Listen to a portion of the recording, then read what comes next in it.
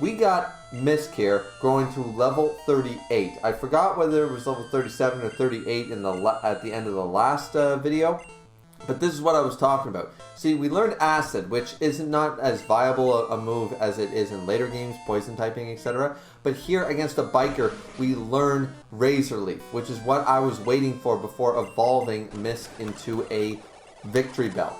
Weepin' Bell, because Victory Bell doesn't learn any moves as a stone type Pokemon. Once you teach it, unlike the Eevees, once you teach a stone Pokemon, Poliwhirl, let's think of other, Growlithe, Vulpix, any of those, the moment you give them the stone, that's the end of their move pool pretty much, other than maybe one move or two. So here, we get Misk all the way up to level 38. We teach him all the good moves. We teach him Growth. He's got Growth, he's got Acid, he's got Razor Leaf, and now we officially have a Victory Bell. So that's really cool. That's down on Cycling Road, as you guys can see. So now we have a Victory Bell on the team. This is where we decide to enter the Safari Zone. Now, the way the Safari Zone works, guys, is it's split into multiple areas. 4 areas as far as I remember. This being Area 1 here. And right here, I try to catch a Dratini. I go out on a limb. We do run into a Dratini. That's insane. I was like, okay, I've got one shot at this. Throw a Safari Ball. Throw a Safari Ball. And I'm like, no, broke free. Well, there goes Area 1. So the Safari Zone I count as, because there are different Pokemon, they might as well be considered separate routes. The Safari Zone counts, as far as I'm concerned, as 4 separate encounters. So you go to each area, the first Pokemon you run into in each area, that's what you go for. So in Area 1, we didn't get the Dratini. Very, very sad. It was a possibility, and I had to take it, guys. I got the Super Rod. I used the Super Rod. I had to take the shot. I had to take the chance. Then here, of course, we, as you guys can see, we failed to run into an exit, or we failed to catch an Execute. Then in Area 3, we run into a level 30 Nidorino. Now, not that Nidoking is a bad Pokemon or anything, but we actually do end up catching the Nidorino, which I really wish we got the Dratini, but here we go. We already have a solid team. As you guys can tell here down below, we already have an actually really solid team, but nothing could compare to getting a Dragonite. So I was like, all right, we got to try for it. I'll figure out the logistics of who to replace that with later. A Dragonite, yes. But here we end up catching a Nidorino. There's no Kangaskhans, there's no Executes, there's no Dratinis or Rhyhorns. We get Solo. Solo from Solo Warrior there. So that's the only thing I believe we actually do end up catching. We get the gold teeth, we get strength, we give it to the Warden here. So that's all fine and dandy. And then here's where we get the rare candy. Now, then we go into the gym. So yeah, we didn't end up actually, so we got Surf and we got strength. But we didn't catch anything other than the Nidorino and didn't catch anything in the 4th and final area. Maybe later on in the video I go back, but I can't see that. So here we're fighting Koga. Of course, the 5th gym leader. So we, after defeating the Rockets and Giovanni and our rival in the Saffron City, in the Saffron Tower, we leave. We leave, and then we do the Fuchsia stuff. We battle through both routes. The one that we lost Luke on, and we do Cycling Road. We battle all the trainers. We gain a ton of experience, and as much as we can. As you can see, we're still only like level 38 and 37. So we're trying to build up our forces as much as we can, and this is a great opportunity to do that here fighting against Koga. But Koga, of course, very, very easy to beat when you have Sundown. Sundown, I mean, at the end of the day, Sundown has been remarkable for more than 5 major battles at this point. This is his 5th major battle where he's the sweeper. Him and Soraya have been our sweepers this entire playthrough, this entire game, and they're the MVPs. I don't know which one to choose, but then self-destruct. Very, very dangerous.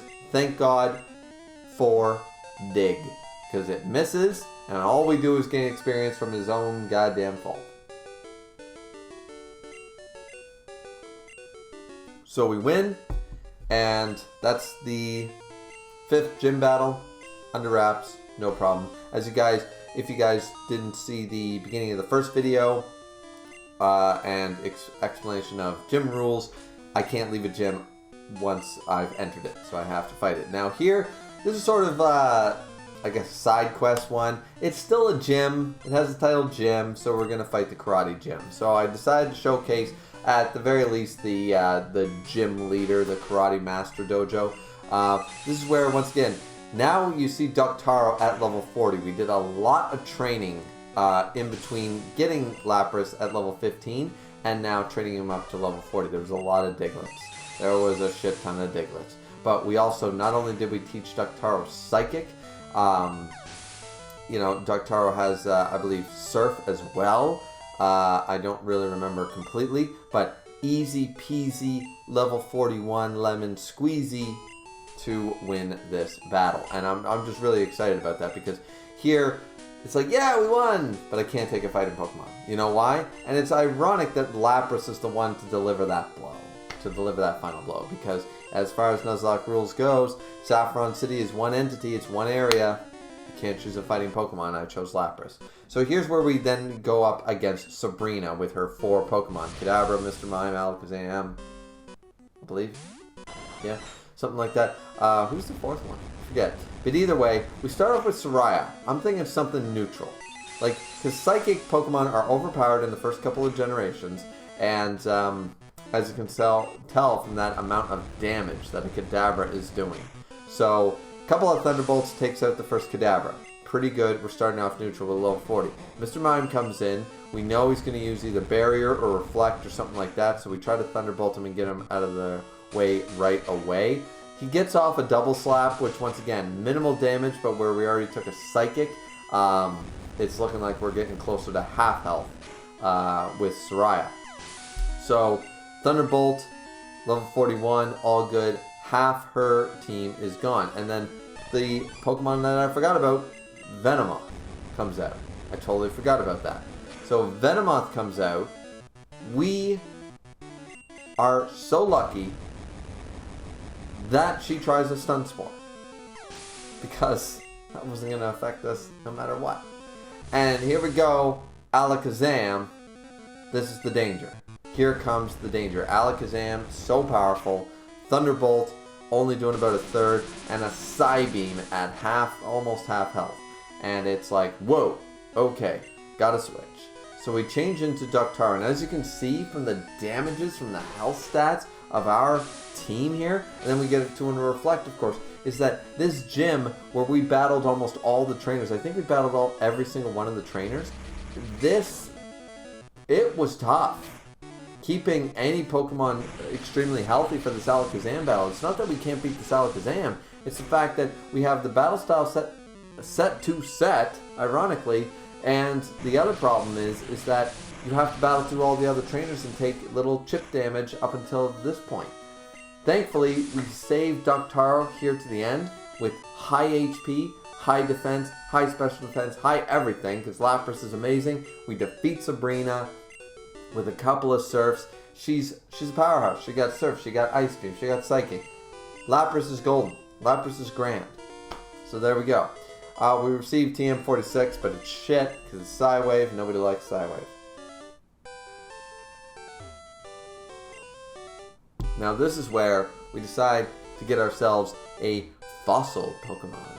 We decided to finally trade in Vib for Aerodactyl. I think it's the smart move to make here. Vib is a very viable Pokemon. Vib has been following me since he's the first Pokemon we caught outside of Charmander, outside of Dragon. It was a bit of a tough go, but I made my decision. Now this is where we went through the power plant. We failed to catch anything in it, and then I decided to fight the Zapdos. I just wanted the experience. I thought it'd be, some quick experience while we were already in here. The Drill Peck does stupid damage, and I'm stacking up the Sword Dances with Sundown so that I can try a critical hit Slash. We get down to 10 HP, and Slash does that with a critical hit. Now, from what I understand, potentially the game mechanics, from what I've learned, the game mechanics back then, actually, and here, once again, like, we're just losing. We're losing bad here. But the game mechanics back then actually make it so that your stats boosts don't affect critical hits. So the critical hit might have only been based off his base attack stat. That's possible. Here is where we do a Thunderbolt. But it's super effective. And it shouldn't be. But it is. And that makes no sense. Because he's electric flying. So it's super effective to the flying. Not very effective against the electric. It should have been a neutral attack. But looking at the damage output and looking at the super effective and all that stuff, I guess that's the way it is. So after that, we go to Cinnabar Island. So after that, we do the power plant and all that stuff. We kill Zapdos because we can't catch it. I was just looking out for a little bit of extra EXP. We end up using an escape rope and we get our ass out of there to from the secret cave. Here's where we try to catch something at the Seafoam Islands. It's a Staryu. And I'm like, alright, a level 33 Staryu if things go bad. We have our new guy, Dark Nightwing, after a good friend of mine that's been a subscriber of mine. He's in the Discord and stuff for a long time. That's our new addition to the team, Aerodactyl there, Dark Nightwing. We end up throwing a Great Ball. We get him down to a decent amount of health, and then we end up catching the Staryu.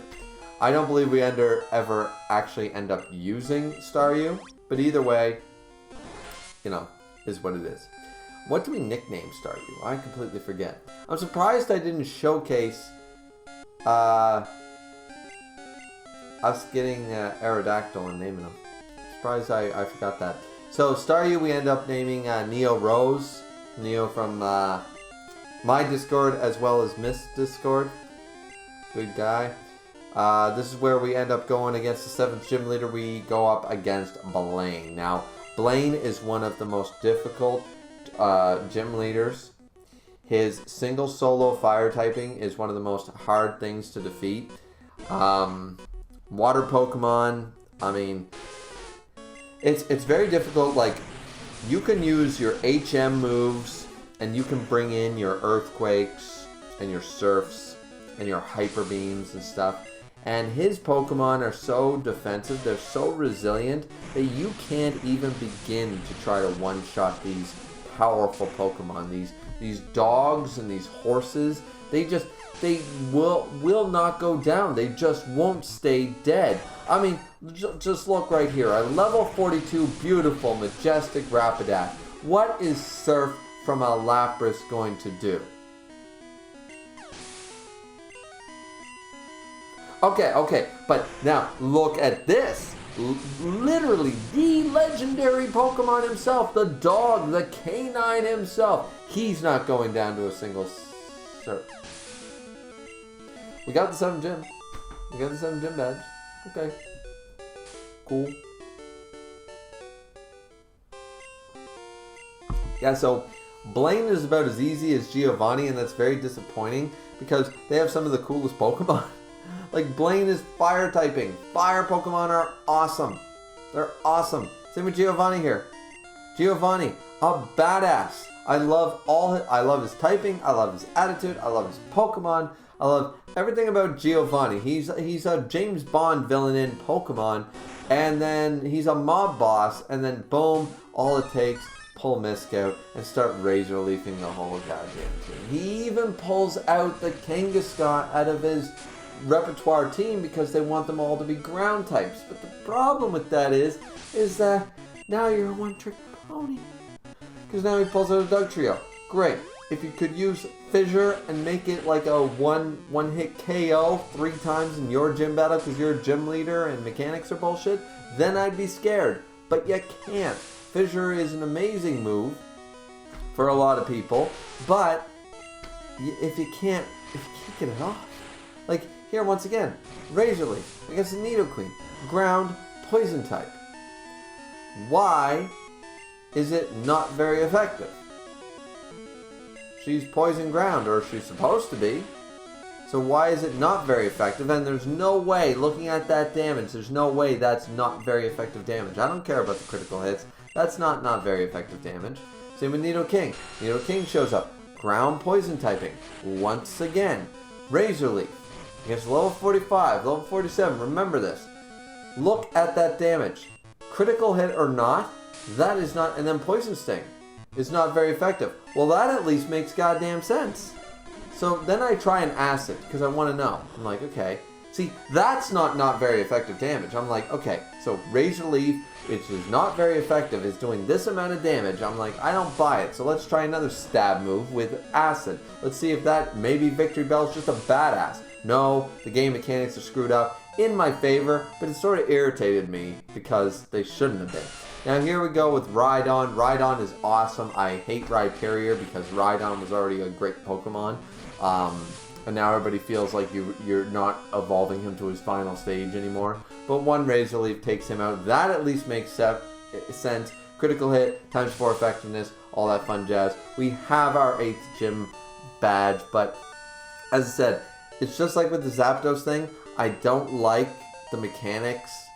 Either the statements are wrong in game mechanics, or but they're not exactly. It's not very effective. It shouldn't be not very effective, but the damage output is very effective. So I don't know what's really going on there. So there we get Fissure and we leave the gym. So there 8 gym battles, and now our final rival battle. Of course, it's final rival battle against Naya, right outside the Indigo Plateau. Let's go. Let's see what we can do to this guy. Our team is ready. Our team is solid, especially for a Nuzlocke. Like, I would choose this team outside of a Nuzlocke. I would make this team outside of Nuzlocke.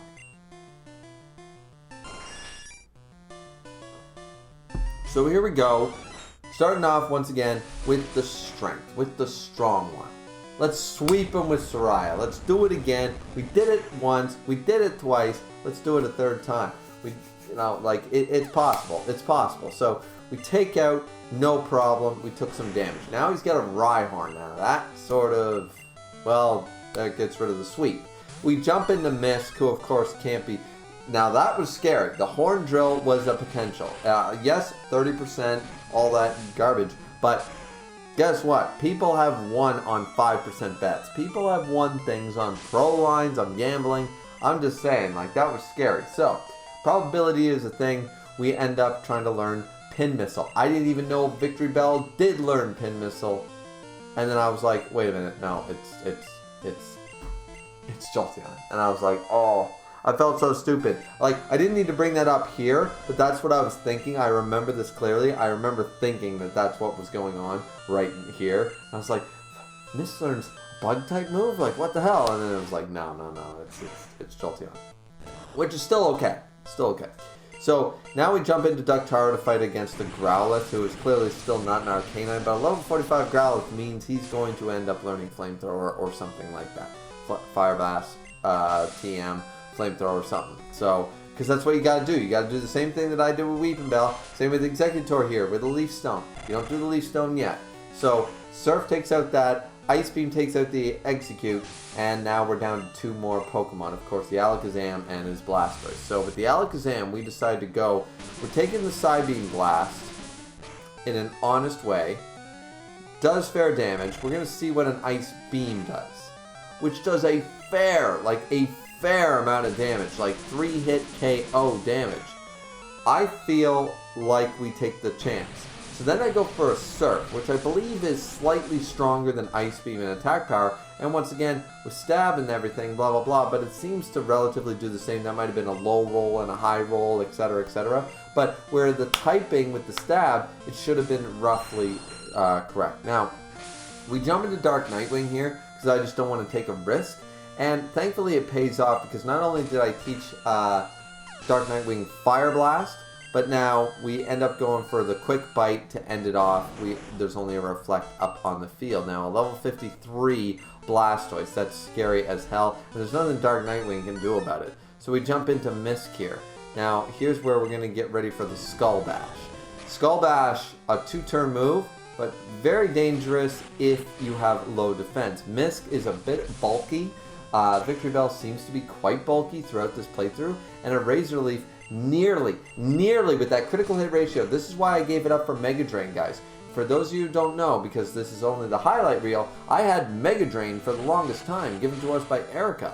The thing is, yes, it's a good move, because it heals us back up, and it saved my ass more than once during this playthrough, but Razor Leaf critical hits all the damn time. 55 critical hits, 55 damage, 15 damage more than Mega Drain, plus the critical hit ratio just can't be beat.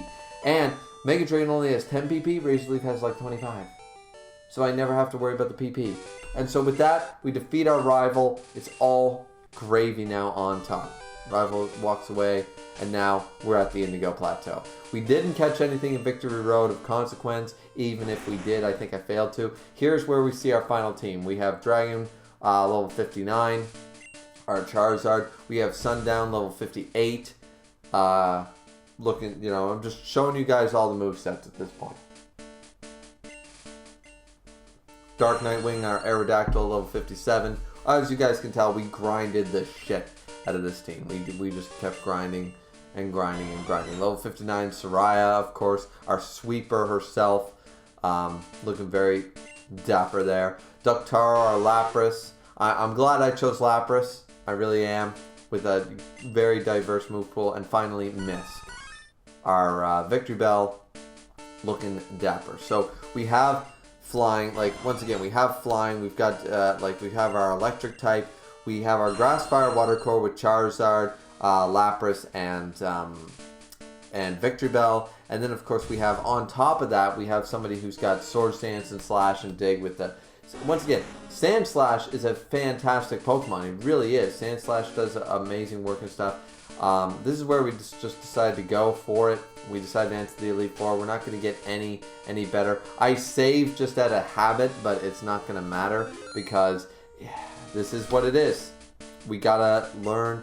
Nuzlocke is you got to run with the consequences. As I said before, we're switching to Soraya here, of course, but I always want to have an electric type on my team. I always need electric, and we have the flying with the Aerodactyl and stuff like that. So, and we have ground with Sand Slash, so I think we're going to be okay. We start off strong here starting off with the sweeper herself, Jolteon against Lorelei.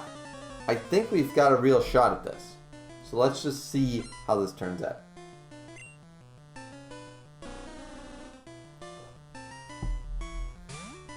Now, the Dewgong is level 54. We're level 59. For those of you who say I'm a little over leveled, I sorta, even though I said in the previous video, I don't follow the level cap rule of gym leaders or whatever. Like if I'm level 17, the gym leader's strongest is level 14. That's too goddamn bad. But here, I actually tried to keep everybody under 60, and I did, because Lance's Dragonite is a level 60. So I figured it was not fair to go into the Elite Four battle going everybody above level 60. So I kept everybody in the high 50s. Not everybody's the same level either, but I just said, you know what? 1 or 2 levels won't make really that much difference. We're going to keep everybody below level 60, and then we're going to go fight this. And as you can see from this amazing sweep that we're doing right here, we've already killed 3 of her Pokemon with no trouble. The Jinx is always the problem, because the Jinx is not a water type. But after taking the Nice Punch, which did a fair amount, we end up taking out the Jinx. Here in comes the Lapras. Now, Lapras. Can we kill it in one hit? No, we cannot. Super Potion incoming. Thankfully, it's not a Hyper Potion or a Max Potion or a Full Restore. I don't understand.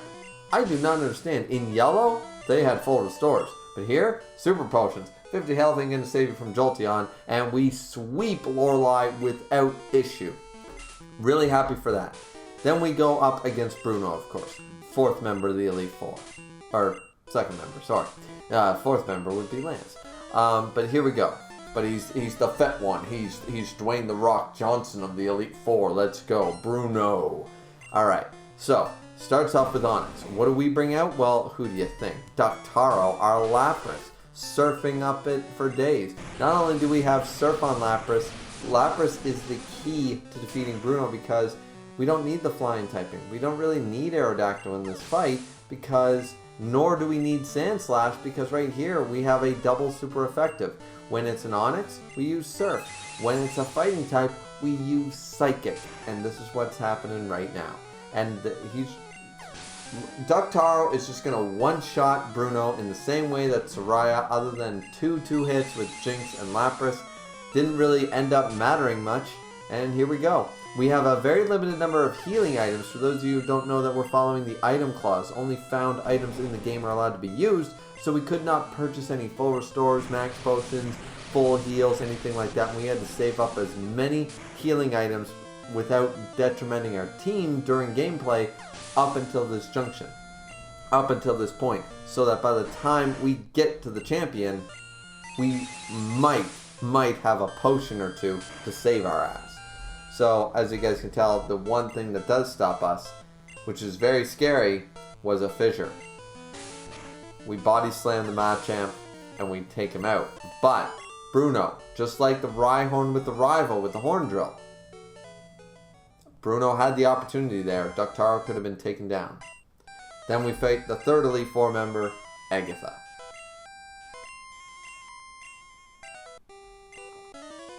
And she's going to show us how a real trainer fights. Now here's where, of course, Agatha, I have a lot of respect for. I really do. But here we go. We got Gengar. We decided to start off with Ductaro because of Psychic, right? Because the poison typing is going to ruin everything. Poison typing is going to ruin her goddamn day. We get the Nightshade attack coming in. It's going to do a minuscule amount of damage realistically. Yeah, it does about 40 points of damage. But when you think about it, like 40 points, like what even is that when you have 220? Golbat comes in. I think I can outspeed it. I do, even though I'm only up by a level, and one Psychic should be more than enough to take out the Golbat. But it's not. That lack of stab is sort of hurting Ductaro at this point. We only take a wing attack, but now we've taken 40 points of damage, then we take another 20, and it's just sort of like, okay, now we're at, we're looking closer to half health than we are full health, so it's just a little worrisome. Though we do gain a level, so that's all good. At this point, I decided to switch out to Sundown, because back then, once again, abilities did not exist. So without abilities, Dig is just going to do its thing. And it's hilarious because when I switch out to Sundown, the Sandslash, Agatha switches out here from Haunter to Arbok, but the Dig is already in play, and it completely wipes out the Arbok in one hit. And then the same thing happens here, tries for a Nightshade, and then here goes the Haunter. So now, all that's left is one more Gengar. Now the Gengar is level 60. Is Lance's Dragonite level 62? Did I mess that up? Either way, I felt like under 60 was a fair number. As long as every member of my team was in the high 50s, it was a fair fight. It's going to be a fair fight. So here we go once again.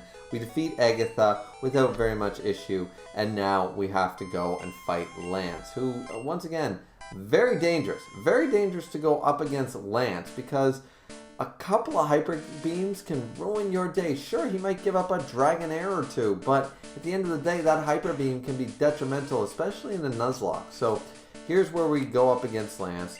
He's calling himself the Dragon Trainer, the Dragon Master, the mythical Pokemon. Their powers are the most superior. Are you ready to lose? Your challenge is going to end with me. And here we go into the battle against Lance. Now, Lance, amazing. Everybody likes Lance.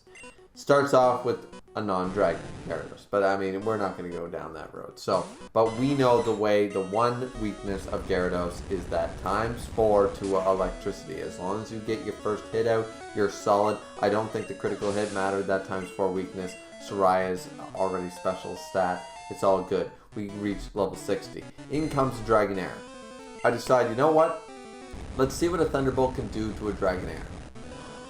And with a critical hit, it almost kills the damn thing, and it decided to go for agility, so it doesn't matter. It doesn't matter if this was a 4-hit KO with Thunderbolt. Remember, it's not very effective, but it's still a 4-hit, but with that critical, it just changed the name of the game. And then it happens again. Could I be more lucky against this thing?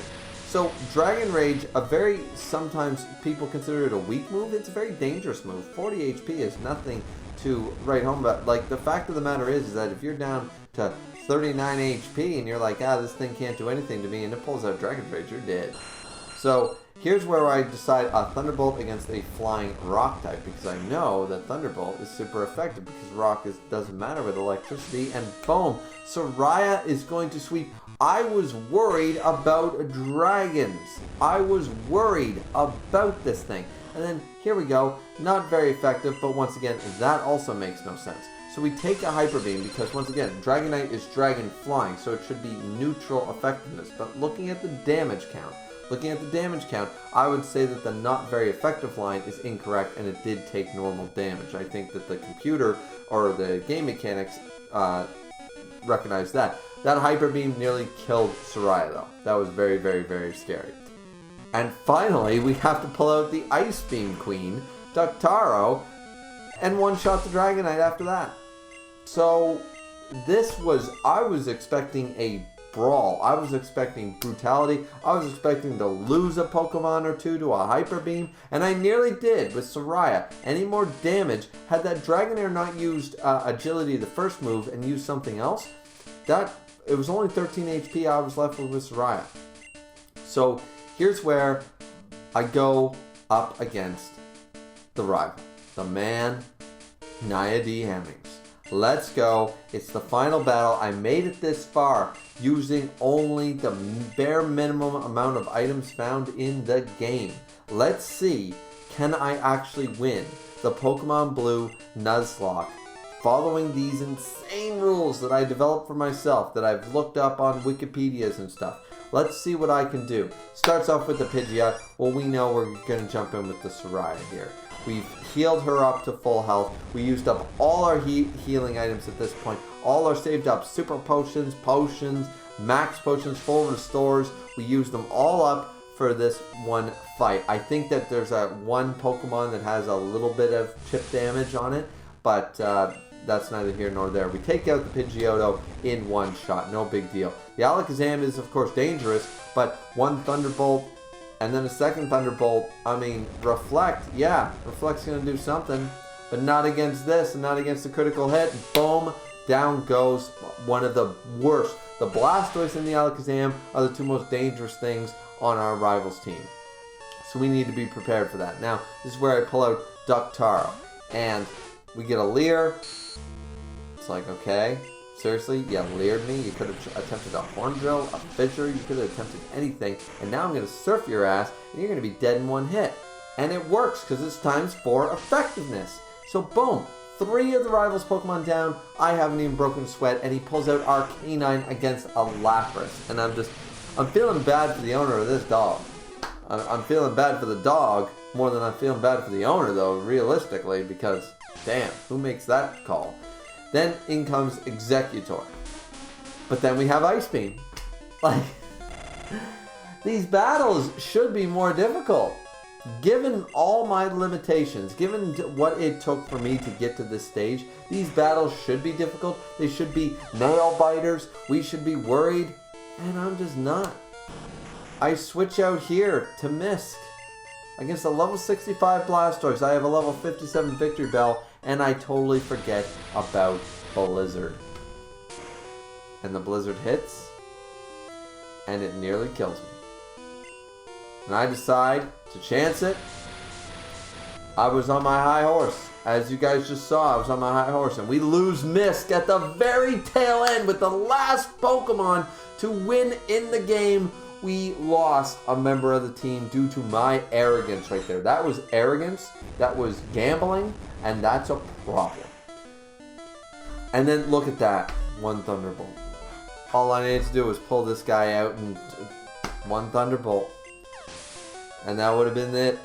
But we lost Misk at the end of it due to my arrogance, my ignorance, and my stupidity on my gambling. So, don't gamble with that when you play Nuzlocke, guys. Nuzlocke, like, you can't play Pokemon like that. You can't play Pokemon like that when you're doing Nuzlocke. So, at the end of the day, we did win, but we lost once again for a stupid reason, and it's reminding me of Venusaur in yellow.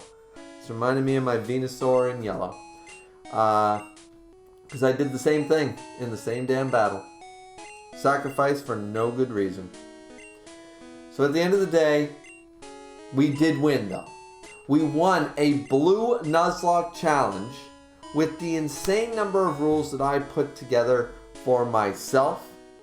As I said, I don't really follow a level cap, but I would argue that anybody watching the previous video and this video, you guys are not really seeing any levels like out to lunch when it comes to fighting. So, like for example, our final levels we ended up with are respectable Elite Four levels. We got a level 61 Jolteon named Soraya. We have Sundown, level 58 ground type, who got very little action in the final battle, which is unfortunate. Dark Nightwing, level 57, rock flying type, our Aerodactyl. Love Aerodactyl, one of my favorite Pokemon. Also, of course, our starter, Charizard Dragon, level 59, fire flying type. Like, these are respectable levels. Not everybody's not even level 60. Dartaro, level 58, water ice typing. Our Lapras. And then finally, Misk, who we lost, level 57, grass poison type, our Victory Bell. Due to my error, due to my mistakes, and as you guys can see, this is what it took. This is what it took. So, there we go. What did you guys think? This is the end of the Nuzlocke. We won. Pokemon Blue version staff. I'm not going to make you guys sit through all that and a whole message from me. I'll end this video very, very quickly. I'll make sure to speed this section up if need be. I'm just going to say that I had a lot of fun making this Nuzlocke. I love playing Nuzlocke challenges. And honestly, the older generations are more my favorite generations. I like playing the first 3 gens way more than gens 4 and 5 and stuff like that. I do love myself some X and Y though. I will admit X and Y were way better than generations 4 and 5. Generation 6 was pretty good. But yeah, for me personally, I just really, I just want to thank everybody who's watched this video. Tell me what you think about doing more videos in this type of format. This one was a little more haphazard. I had no script. I edited the shit out of the footage, and I've just been talking about what I'm watching here on screen. That's all the best that I can do. If you think that this isn't really for me, if this it doesn't really suit my style of video making, sure, let me know that. But at the same time, if you think that this has merit, but maybe I gotta work on it or etc., let me know that. If you think it's goddamn fantastic, let me know that too. Like, comment, subscribe, everybody. I appreciate everyone who watches. Once again, drink responsibly as well. Getting down there a little bit, but drink responsibly as always, ladies and gentlemen. We will see you back here next time for more content, whether it's anime, whether it's manga, regardless what it is. We will see you back here next time. Peace out.